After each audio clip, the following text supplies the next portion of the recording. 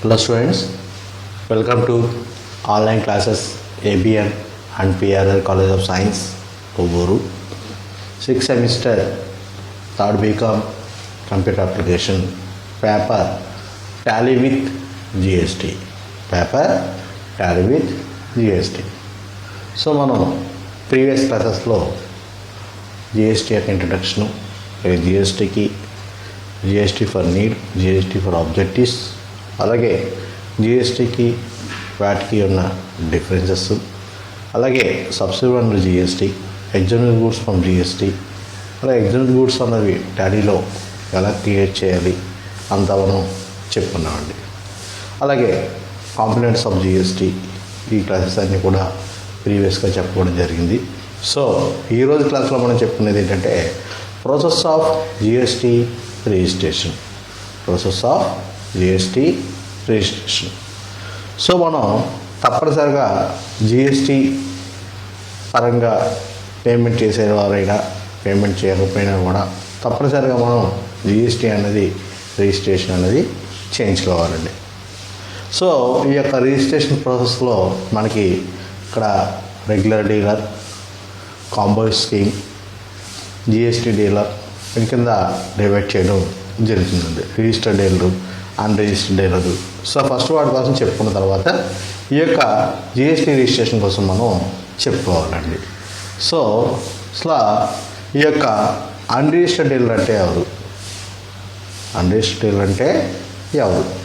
Whose turnover is less than 20 per annum lakh for traders and 10 lakhs for service providers. So అతను వ్యాపారంలో 20 లక్షల కన్నా తక్కువ per annum సంవత్సర ఆదాయం తక్కువగా ఉంటే టర్నోవర్ అన్నది అన్ని అన్రిజిస్టర్డ్ డీలర్గా మనం తీసుకుంటామండి. అదే సర్వీసెస్ అదే 10 lakh అబోవ్ బిలో ఉంటే అతన్ని మనం అన్రిజిస్టర్డ్ డీలర్ కింద తీసుకుంటామండి. సో ఫస్ట్ వన్ వచ్చేసరికి ఎవరైతే ఈ యొక్క 20 లక్షల లోపు ఉన్నారో ఆ లోపు ఉన్న వారిని, అంటే వ్యాపార పరంగా చూసినప్పుడు 20 లక్షల పరంగా లోపు ఉన్న వారిని అన్రిజిస్టర్డ్ డీలరు. అలాగే సర్వీస్ పరంగా మనం చూసినప్పుడు ఎవరైతే 10 లక్షల లోపు ఉన్నారో వాళ్ళు మనం ఈ యొక్క అన్రిజిస్టర్డ్ డీలర్ కింద తీసుకుంటామండి. తర్వాత వచ్చేసరికి కాంపోజిట్ డీలర్స్ అంటే who's turnover is greater than 20 per annum lakhs and less than 75 lakhs per annum. So 20 లక్షల కన్నా పైబడి 75 లక్షల కన్నా లోబడి ఉన్న ఎవరైతే వ్యాపారం నిర్వహిస్తూ ఉంటారో ఆ యొక్క టర్నోవర్ని మనం కాంపోజిట్ స్కీమ్ కింద మనం తీసుకోవచ్చండి. అంటే మీకు డౌట్ రావచ్చు, సార్ కాంపోజిట్ స్కీమ్ అంటే ఏంటి, అలాగే ఈ యొక్క రిజిస్టర్డ్ డీలర్ అంటే ఏంటి అని మీకు డౌట్ రావచ్చు. కాంపోజిట్ స్కీమ్ అనేది ఏంటంటే ఇక్కడ కేవలం ఒకే వస్తువు సేల్ చేయడం కాకుండా టోటల్ టర్నోవర్ అనేది మనం తీసుకుంటామండి. అంటే అక్కడ వివిధ వస్తువులు అనేవి సేల్ చేస్తూ ఉండొచ్చు, వివిధ సేవలు అనేవి చేస్తూ ఉండొచ్చు. సో ఈ యొక్క టోటల్ టర్నోవర్ అనేది ఎలా ఉండాలంటే 20 lakhs కన్నా తక్కువ, అలాగే 75 lakhs కన్నా తక్కువగా ఉంటే, 20 lakhs కన్నా ఎక్కువ, 75 lakhs కన్నా తక్కువ ఉంటే వాడిని మనం కాంపోజిట్ స్కీమ్ కింద తీసుకుంటాం. అలాగే ఈ composite person every month return చేయాలన్న అవసరం కూడా లేదండి. ఈవెన్ ఎవ్రీ 3 months ఒకసారి ఏదో కాంపోజిట్ స్కీమ్ వాడు రిటర్న్ చేస్తే సరిపోతుంది. ఇది కాంపోజిట్ స్కీమ్ వల్ల ఉన్న బెనిఫిట్ అని మనం చెప్పచ్చు. Under the scheme tax will pay tax percentage of the his year turnover during the financial year without the benefits of input tax rate or floor of rate of tax. So అలాగే CGST ఎస్టీకి not be less than 1% tax opening competition scheme will be not collect tax from here customers. So ఇతను మొత్తం sales మీద కేవలం 1% tax అన్నది మాత్రమే ఇతనికి effect అవుతూ ఉంటుందని మనం చెప్పచ్చండి. సో ఈ యొక్క రేట్స్ మనం చూసుకుంటే ఇవి కాంపోజిట్ స్కీమ్ అంటే GST turnovers upper limited 75 lakhs, rate of manufacture వచ్చేసరికి సిజిఎస్టీ 1%, ఎస్జిఎస్టీ 1%, టోటల్గా 2% ఉంటుంది. ఏ స్టేజ్లోని కాంపోజిట్ స్కీము మ్యానుఫ్యాక్చర్ స్టేజ్లో ఎలా పడుతుందంట, సిజిఎస్టీ అంటే ఏంటి, central goods and service tax, SGST state goods and service tax, అలాగే యూటీజీఎస్టీ 1% మాత్రమే పడుతుంది, టోటల్గా 2% పడుతుంది. అదే ఆ రెస్టారెంట్ ఇది 2.50 టోటల్గా 5% ఉంటుంది. అదే ట్రేడర్స్ అయితే వర్త వ్యాపారస్తులు అయితే 0.50 టోటల్గా 1% పడుతుంది. అలాగే రిజిస్టర్డ్ డీలర్ అంటే ఎవరు? Whose turnover greater than 75 lakhs per annum. So 75 లక్షల కన్నా పైబడి ఉన్న వారినే మనం ఇక్కడ రిజిస్టర్డ్ డీలర్ తీసుకుంటాం. వీళ్ళు elected without the following GST TIN number 15 digits. తప్పనిసరిగా వీళ్ళు ఏంటంటే ఈ యొక్క 15 digits నెంబర్ అన్నది తప్పనిసరిగా వీరికి రిజిస్టర్డ్ డీలర్ అన్నది రావడం జరుగుతుందండి.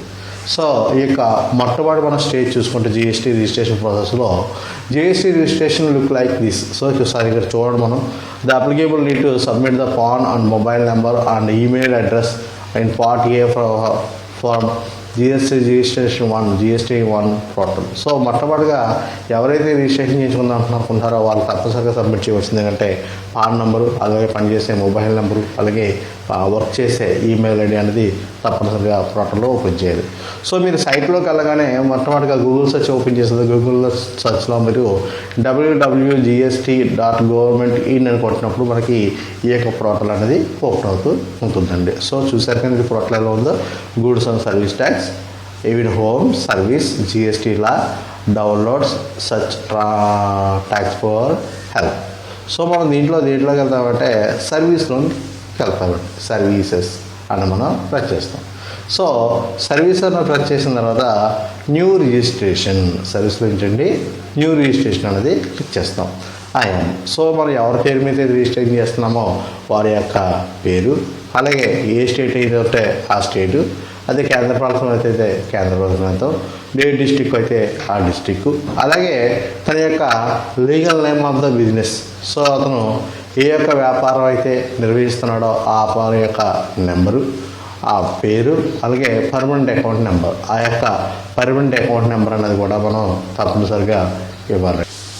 సో మనం ఈ యొక్క జిఎస్టీ రిజిస్ట్రేషన్ ప్రాసెస్ ఫస్ట్ నేము, మనం ఎవరి పేరు అయితే రిజిస్ట్రేషన్ చేసుకుంటున్నామో వారి యొక్క పేరండి, అలాగే ఏ స్టేట్కి సంబంధించారో ఆ స్టేటు, అలాగే ఏ డిస్ట్రిక్ట్ అయితే ఉందో ఆ డిస్ట్రిక్ట్ నేము, అలాగే లీగల్గా బిజినెస్కి ఏదైతే పేరు ఎదుర్కొంటున్నారో ఆ పేరు, అలాగే దాని యొక్క పర్మనెంట్ అకౌంట్ నెంబర్ తీసుకుంటే పాన్ నెంబర్ అనేది మనం తప్పనిసరిగా ఎంటర్ చేయాలి.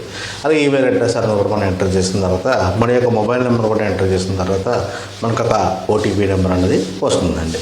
సో ఓటీపీ నెంబర్ అనేది మనం ఈ యొక్క టెంపరీ రిజిస్ట్రేషన్ నెంబర్ దగ్గర ఎంటర్ చేసిన తర్వాత సో టెంపరీ రిఫరెన్స్ నెంబర్ వస్తుంది మనకి. ఆ టెంపరీ రిఫరెన్స్ నెంబరు, అలాగే టైప్ ఆఫ్ ద క్యాస్టిక్స్ ఏదైతే మనకి ఈ యొక్క క్యాపిటల్ ఇమేజ్లో ఉందో ఆ క్యాపిటల్ ఇమేజ్లో ఉన్న నెంబర్ అన్నది ఎంటర్ చేయాలి. సో ఇక్కడ పరంగా చూసుకుంటే 724192 చూసారా.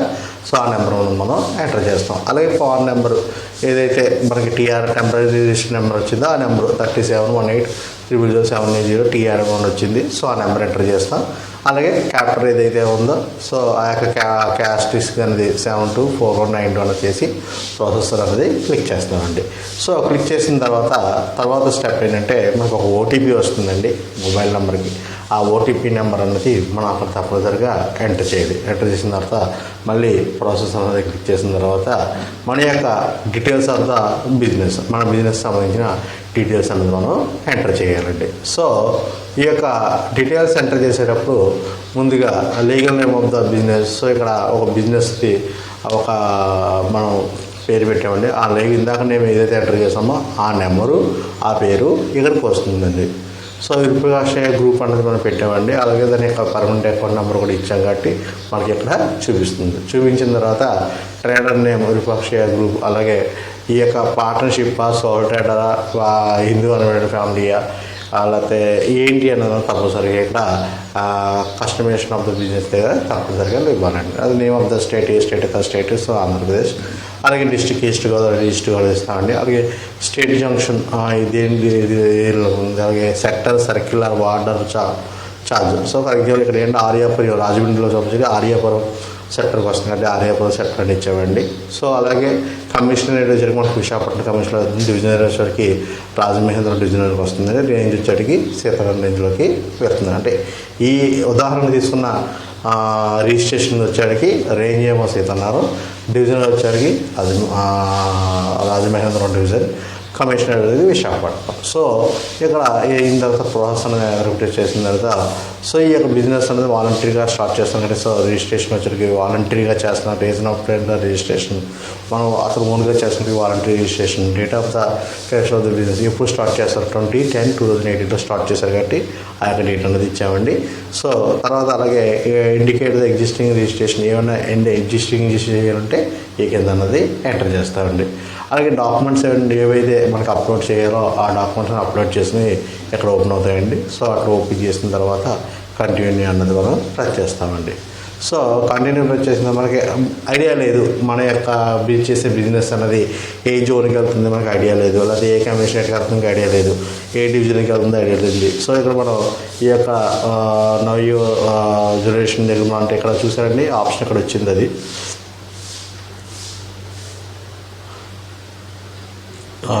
చూడండి ఇక్కడ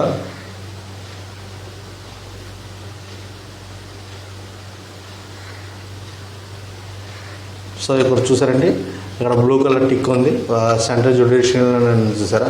సెంట్రల్ జ్యుడిషియల్ దగ్గర మనం క్లిక్ చేస్తే మనకి ఈ యొక్క స్క్రీనింగ్ అనేది ఓపెన్ అవుతుందండి. సో ఆ ఓపెన్ చేసినప్పుడు ఆంధ్రప్రదేశ్లోకి ఏ జోన్స్ ఉన్నాయి, ఏ కమ్యూనికేషన్ ఉన్నాయి, ఏ డివిజన్స్ ఉన్నాయి, ఏ రేంజెస్ అనేది ఓపెన్ అవుతుంది. ఫర్ ఎగ్జాంపుల్ మనం ఇక్కడ ఏలూరు రేంజ్ చూసుకుందాం. సో ఏలూరు రేంజ్ చూసుకునేప్పటికి ఏలూరు రేంజ్లో వస్తుంది this range will be have judicial Eluru మండలం, పెద్దదంగి మండలం, పెద్దపాడు మండలం, ఇలాగా ఏవైతే ఉన్నాయో ఆ రకమైన డిస్ట్రిక్ట్స్ అన్నీ కూడా ఈ యొక్క ఏలూరు రేంజ్లోకి వెళ్తున్నాయండి. సో అలాగా ఏ రేంజ్లోకి వెళ్తున్నాయి ఏంటి అని మనం చూసుకోవాలంటే జ్యుడిషియల్ దగ్గర క్లిక్ చేస్తే మనకి ఈ యొక్క ఈ అన్నది ఓపెన్ అయింది. అంటే మనకు తెలియనప్పుడు మనకు తెలిస్తే పర్లేదు, తెలియకపోతే అక్కడికి వెళ్ళి క్లిక్ చేస్తే ఓపెన్ చేస్తాం. సో అలాగే ఈ యొక్క పర్సనల్ ఇన్ఫర్మేషన్ కూడా ఇవ్వాలండి. ఆ యొక్క ఫస్ట్ నేమ్ ఏంటి, మిడిల్ నేమ్ ఏంటి, లాస్ట్ నేమ్ ఏంటి, అలాగే ఫస్ట్ నేమ్లో ఏం ఎంటర్ చేయాలి, మిడిల్ నేమ్ ఎంటర్ చేయాలి, లాస్ట్ నేమ్ అన్నది కూడా మనం ఎంటర్ చేస్తాం. అసలు డేట్ ఆఫ్ బర్త్, అలాగే ఏదైతే మొబైల్ నెంబరు, అలాగే ఈమెయిల్ అడ్రస్ అంటే ఈమెయిల్ అడ్రస్ అని మనం ఎంటర్ చేస్తామండి. అలాగే మేల్ అయితే మేల్, ఫీమేల్ అయితే ఫీమేల్. సో అలాగే ల్యాండ్లైన్ నెంబర్ అంటే ల్యాండ్లైన్ నెంబర్ కూడా మనం నంబర్ చేస్తామండి. సో అయిన తర్వాత ఆ యొక్క డిజిగ్నేషన్ ఏంటి, మేనేజింగ్ పార్ట్నర్ ఏంటి అన్నది, అలాగే ఈ యొక్క ఐడెంటిఫికేషన్ నెంబర్స్ ఏమైనా ఉంటే ఐడెంటిఫికేషన్ నెంబర్ అనేది కూడా ఎంటర్ చేస్తామండి. అలాగే పర్మనెంట్ అకౌంట్ నెంబర్ అంటే అతనికి పర్మనెంట్ అకౌంట్ నెంబరు, అలాగే పాస్పోర్ట్ నెంబర్ అంటే పాస్పోర్ట్ నెంబరు, అలాగే ఆధార్ నెంబర్ అంటే ఆధార్ నెంబర్ కూడా మనం నమోదు చేస్తామండి. సో ఇది అయిన తర్వాత తన యొక్క డిక్లరేషన్ టిక్ మార్క్ పెట్టిన తర్వాత ప్రాసెస్ నొప్పుతాం.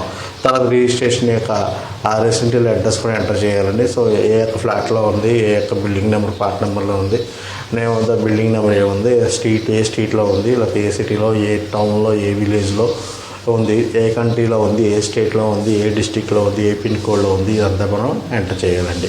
సో అలాగే ఏ యొక్క రోడ్డు ఇవన్నీ కూడా ఎంటర్ చేసిన తర్వాత అలాగే ఏదైనా దానికి సంబంధించిన ఇంపార్టెంట్ డాక్యుమెంట్స్ ఉంటే ఆ డాక్యుమెంట్స్ ఆల్రెడీ అప్లోడ్ ఇచ్చుకుని ఈ యొక్క ఫోటో దాన్ని మనం డాక్యుమెంట్లో అప్లోడ్ చేస్తాండి. సో అప్లోడ్ చేసిన తర్వాత సో షో ద లిస్ట్ ఒకసారి మనం చెక్ చేసుకోవాలంటే షో ద లిస్ట్ క్లిక్ చేస్తే మళ్ళీ ఒకసారి మనకి అన్నీ మనం ఏవైతే ఎంటర్ చేసామో ఆ డేటా అంతా కూడా మనకి కనిపిస్తుంది.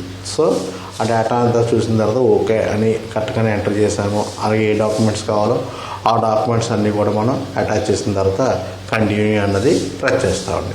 సో కంటిన్యూ అన్నది ప్రెస్ చేసిన తర్వాత అగైన్ మళ్ళీ do you have Aadhaar responsibility so known పెట్టుకుని కంటిన్యూ నొక్కుతామండి. సో కంటిన్యూ ప్రెస్ చేసిన తర్వాత ఏమైనా అడ్రస్ ఉంటే principal place of the business ఏదైతే ఏ ప్లేస్లో అయితే బిజినెస్ చేస్తామో ఆ బిజినెస్ అడ్రస్ అనేది కూడా మనం ఎంటర్ చేస్తామండి. సో ఎంటర్ చేసిన తర్వాత సో ఏవైనా దానికి సంబంధించిన డాక్యుమెంట్స్ ఉంటే ఆ డాక్యుమెంట్స్ అనేవి పీడిఎఫ్ ఫార్మేట్ కానీ జేపీజీ ఫార్మేట్లో కానీ సో 1 GB కన్నా తక్కువ ఉండే దాంట్లో సేవ్ చేసి ఉంచుకుని ఇక్కడ బ్రౌజ్ చేసుకుని అటాచ్ చేసుకుంటామండి.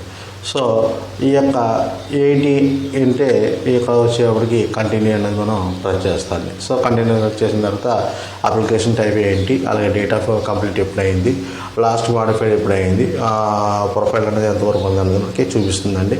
సో అయిన తర్వాత ఫైలింగ్ ఎప్పుడు అయింది ఏంటి అనేది మనం చూసిన తర్వాత ఇక్కడ ఆధార్ రిప్రజెంటేషన్ చేసిన తర్వాత కంటిన్యూ అన్నది ప్రెస్ చేస్తామండి. సో ప్రెస్ చేసిన తర్వాత మనకు సంబంధించిన ఏదైతే వెరిఫై చేసుకున్నామో అలాగే మనం ఏ బిజినెస్ అయితే చేద్దామో ఏ సర్వీస్ అయితే చేద్దాం ఉన్నామో ఆ సర్వీస్ అన్నది ఇక్కడ గూడ్స్ అయితే గూడ్స్, సర్వీస్ అయితే సర్వీస్ అయితే సర్వీసు, వాటికి హెచ్ఎస్ఎన్ కోడ్ ఎస్ఎస్సి కోడ్ అనేది మనం తీసుకోవాలండి. అంటే మనకు తెలియదు దేనికి మీద వస్తుంది అన్నప్పుడు, మన ఐటమ్ దేని మీద వస్తుంది అన్నప్పుడు ఇక్కడ మనం సర్చ్లో మనకి ఏ ఐటమ్ హెచ్ఎస్ఎన్ కోడ్ పేరు టైప్ చేస్తే మనకి హెచ్ఎస్ సంబంధించిన పేరు కానీ ఆ కోడ్ అన్నీ కూడా కింద లిస్ట్ వస్తుంది. అప్పుడు దాన్ని మనం సెలెక్ట్ చేసుకుని సో సెలెక్ట్ అయిన తర్వాత దాన్ని కంటిన్యూ అనేది ప్రెస్ చేస్తామండి. సో ఇక్కడ వీళ్ళది కన్స్ట్రక్షన్ బిజినెస్ అండి, కాబట్టి వీళ్ళు ఏం చేశారంటే 2505 అన్నది సెలెక్ట్ చేసుకున్నారు HSN code. So natural sands of the all kinds of the weather or not call other the being of sands of the chapter 26 ఇలాగ 2506 యాసెస్ వాళ్ళు అది సెలెక్ట్ చేసుకున్నారు కాబట్టి కంటిన్యూ ప్రెస్ చేస్తాను. సో కంటిన్యూ ప్రెస్ చేస్తే total number of the bank account number ఏదైతే ఆ బ్యాంక్ అకౌంట్ నెంబర్ మనం యాడ్ చేస్తామండి. సో అకౌంట్ నెంబర్ అలాగే ఆ యొక్క బ్యాంక్ నేము, ఆ యొక్క బ్యాంక్ అడ్రస్ ఇదన్నీ అడ్రస్ చేసి కంటిన్యూ అనేది ప్రెస్ చేస్తామండి.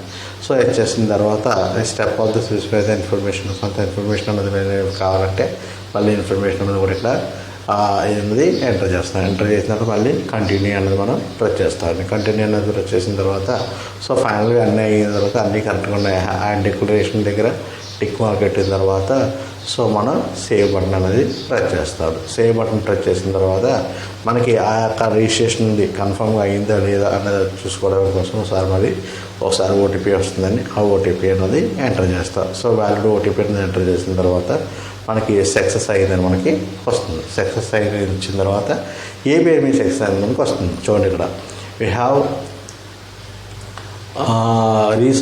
submitted your application for the registration under GST Andhra Pradesh with IRN AA 37011801383 అని ఇప్పుడు date 28/1/2018. This message certain your email or mobile number. ఈ రెండింటికి కూడా అంటే మొబైల్కి అలాగే మన యొక్క దీనికి కూడా ఈ యొక్క మెసేజ్ అనేది వస్తుందండి.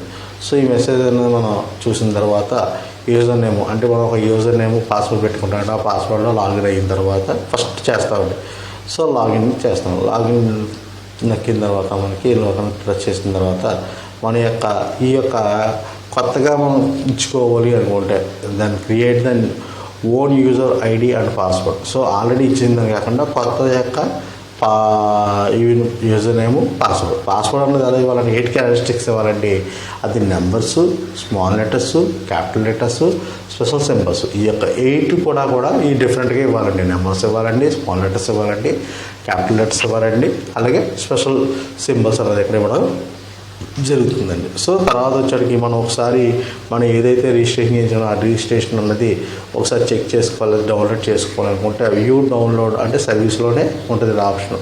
వ్యూ డౌన్లోడ్ సర్టిఫికేట్ అన్నది మనం ప్రెస్ చేస్తే సో మనకి మన యొక్క సర్టిఫికేట్ అన్నది ఇలా షో అవుతుంది. సో రిజిస్ట్రేషన్ చేయించుకున్నాం అన్నది విషయానికి ప్రూఫ్ ఏంటంటే జిఎస్టీ రిజిస్ట్రేషన్ చేయడానికి ఇలా ఒక సర్టిఫికేట్ అనేది వస్తుందండి. సో ఆ సర్టిఫికేట్ని బట్టి మన జిఎస్టీ అనేది రిజిస్ట్రేషన్ అనేది కంప్లీట్ అయిన విషయం మనకి తెలుస్తుంది. సో ఇక్కడ ఆధార్ సిగ్నేచర్ అనేది గ్రీన్ కలర్ సిగ్నేచర్ దగ్గర టిక్ మార్క్ ఉంటుంది.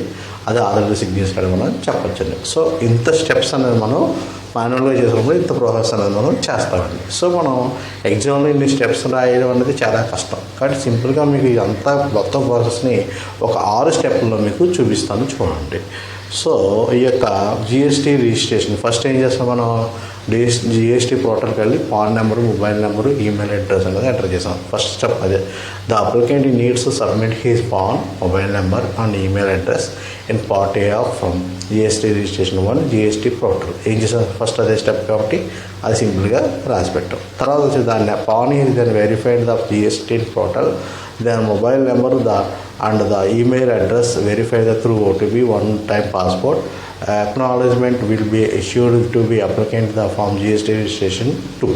సో ఏం చేస్తుంది మనం ఆ యొక్క ఆల్రెడీ సంబంధించిన ఈమెయిల్ ఐడి కానీ మొబైల్ నెంబర్ ఎంటర్ చేసిన మనకు ఓటీపీ వస్తుంది. ఆ ఓటీపీ అనేది వల్ల అక్కడ ఎంటర్ చేస్తాం.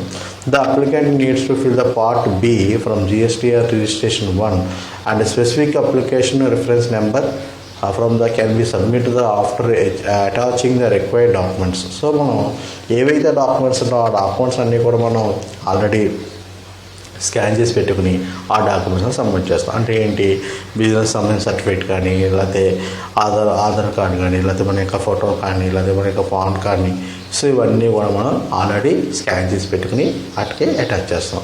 The authorization will be done the signature through the DSC or E signature. ఆ యొక్క సంతకం అనేది ఈ సిగ్నేచర్లో మనం స్కాన్ చేస్తాం.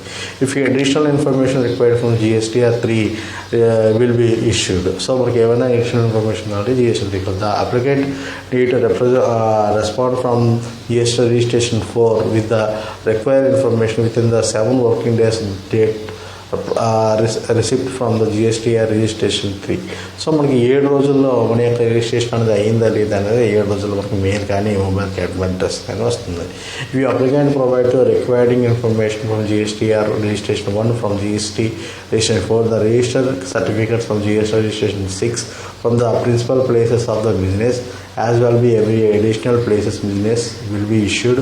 However, in details of the submit the satisfactorily in the registration applicant will result using from the GST registration file. అలాగే ఈ జిఎస్టీ రిజిస్ట్రేషన్ ఫైల్ ఏం చేస్తున్నాం, సంబంధించిన అడ్రస్ కానీ డేటా కానీ డీటెయిల్స్ కానీ అన్నీ ఇస్తున్నాం. సో ఇవన్నీ కూడా సాటిస్ఫై అయిన తర్వాత రిజల్ట్ చేయడం కూడా జరుగుతుంది. సో ఫైనల్గా ఏం చేస్తున్నాను, the applicant use the required to the TDS or call TCS shall be hour submit applicant in form GS-7 purpose of registration. So అలాగే మనం ఏమైనా టీడీఎస్ చేస్తుంటే టీసీఎస్ చేస్తే రిజిస్ట్రేషన్స్ కూడా సబ్మిట్ చేయవలసి వస్తుంది. సో ఫైనల్గా మనం అంత స్టెప్స్ అన్నీ కూడా ఈ యొక్క 6 లెవెల్స్లో కూడా మనం ఈజీగా చెప్పచ్చండి. సో మీరు ఎగ్జామ్ రాసినప్పుడు ఏంటంటే ఇది యూనివర్సిటీ పరంగా ఎగ్జామ్ రాసినప్పుడు ఎక్స్ప్లెయిన్ అబౌట్ జిఎస్టీ రిజిస్ట్రేషన్ అప్పుడు మొత్తం ఆ పైన చెప్పిన స్టెప్స్ అన్ని మీకు ఐడియా కోసం మాత్రం ఎక్స్ప్లెయిన్ చేయండి. సో మీకు ఒక ఎగ్జామ్లో మాత్రం రిజిస్ట్రేషన్ అంటే మీరు జాబ్ పర్పస్ చేయాలంటే పైన చేసిన స్టెప్స్ అండి. అలా కాదు మన ఎగ్జామ్ పాయింట్ ఆఫ్ వ్యూలో ఆలోచించి రాసుకోవాలంటే ఈ 6 స్టెప్స్ కూడా మనం తీసుకుంటాం. ఏం లేదండి, జిఎస్టీ ప్రోటోకాల్తో గూగుల్ సెర్చ్లో వెళ్దాం. సో అక్కడ గవర్నమెంట్ ఇన్ కొడతానండి. జిఎస్టీ గవర్నమెంట్ ఇన్ కొట్టిన తర్వాత ఈ యొక్క జిఎస్టీ పోర్టల్ ఓపెన్ అవుతుంది. అక్కడ మొబైల్ నెంబర్ ఈమెయిల్ అడ్రస్ ఇస్తారంటే సో ఇట్ ఫామ్ నెంబర్ అడ్రస్లు ఇవన్నీ మనకి ఏదైతే డేటా కదా డేటా అంతా కూడా ఒక్కో ఫామ్లో ఒక్కోటి ఎంటర్ చేస్తూ ఉంటాం. అంటే అక్కడ ఫామ్స్ మీకు చెప్పలేదు. ఇక్కడ ఇంకా GST registration 01 form 1, GST registration 2, GST registration 3, GST registration 4, GST registration 5, GST registration 6, GST registration 7 ఇలాగా డిఫరెంట్గా డివైడ్ చేసి చెప్పాను. సో అక్కడ డైరెక్ట్గా స్టెప్స్ చెప్పేశాను. అక్కడ ఫ్రేమ్స్ కాబట్టి మీకు అక్కడ ఐడియా ఉన్నది కాబట్టి అలా మీకు చూపించడం జరిగిందండి. సో ఈ స్టెప్స్ అనేవి మీరు రాసుకుంటే సరిపోతుంది. Thank you students.